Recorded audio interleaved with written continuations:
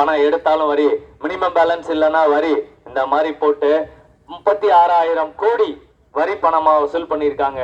இந்த பணம் எங்க போச்சு, யாருகிட்ட இருக்கு, எந்த கணக்கும் இல்ல. இதற்கான டிரான்ஸ்பரன்சி எங்க அப்படின்னு பாத்தீங்கன்னா எதுவுமே இருக்காது.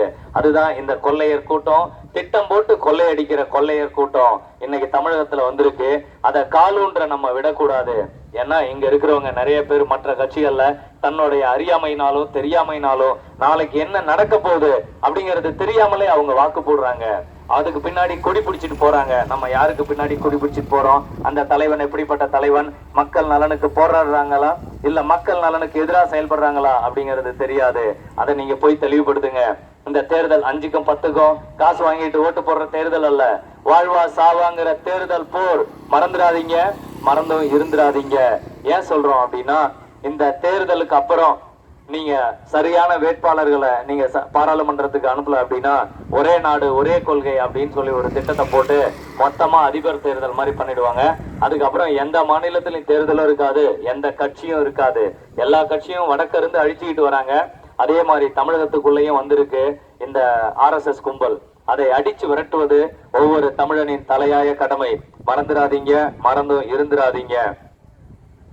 அது மட்டும் இல்லாம விமான நிலையம் தனியார் மயமாக்கல் அப்படின்னு ஒரு கொள்கையை கொண்டு வந்தாங்க.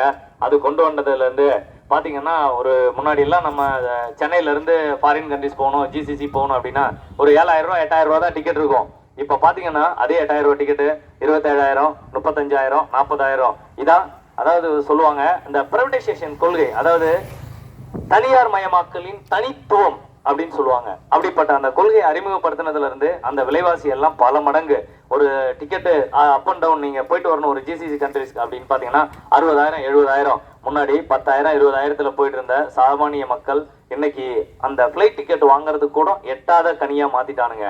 இந்த மாதிரி ஒவ்வொரு துறையும் தனியாருக்கு தாரவாத்து கொடுத்து அப்புறமா சொல்லுவான், நான் வந்து கவர்மெண்ட், நான் என்ன பண்ண முடியும், அவன் தனியார்கிட்ட கொடுத்துட்டேன், தனியார்கிட்ட போய் நீ பேசிக்கம்பா. அவனை எடுத்து கேஸ் போட முடியாது.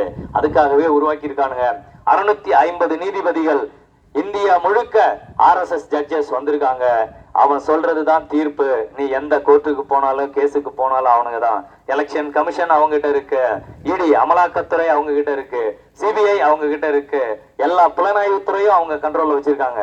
பொதுமக்களே, இப்படியே நம்ம விட்டுட்டு இருக்க கூடாது. மக்கள் சக்தி மாபெரும் சக்தி என்பதை அந்த மாதிரியான சமூக விரோதிகளுக்கும் தமிழின துரோகிகளுக்கும் காண்பிப்பது ஒவ்வொரு தமிழனின் தலையாய கடமை. மறந்துடாதீங்க, மறந்தும் இருந்துடாதீங்க. இங்க 100 பேர் இந்த செய்தியை கேட்டு இருந்தீங்கன்னா அந்த செய்தியை 1,00,000 பேருக்கு கொண்டு போய் சேர்ப்பீங்கிற நம்பிக்கையில தான் நான் இங்க பேசிட்டு இருக்கேன். மறந்துடாதீங்க, மறந்து